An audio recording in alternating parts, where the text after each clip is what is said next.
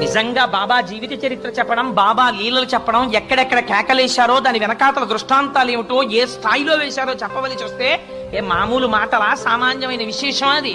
అంతటి మహాపురుషుడైన. అందుచేత మసీదులోనే ఉంటూ ఉండేవారు. అప్పుడప్పుడు చందనోత్సవంలో పాల్గొనేవారు, అప్పుడప్పుడు హిందూ ఉత్సవాల్లో పాల్గొనేవారు. ఇటు శ్రీరామనవమి వేడుకలు అయ్యేవి, అటు ఆ వేడుకలు అయ్యేవి. ఎవరైనా తన దగ్గరికి వస్తే అల్లా మాలిక్ అనేవారు. ఉన్నారు కదా బాబా, మాకేమిట్లోటు మాకేమిట్లోటు అంటే ఆయన అనేవారు అల్లా మాలిక్, అల్లా మాలిక్ అనేవారు. అల్లా మాలిక్ అంటే నీకు నాకు కూడా ప్రభు ఒకడు ఉన్నాడు. ఆయన అల్లా.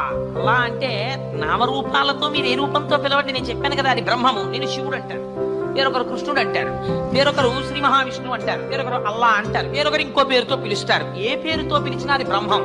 నామరూపాల స్థాయిలో దెబ్బలాడుకోవడం అసహ్యకరమైన విషయం.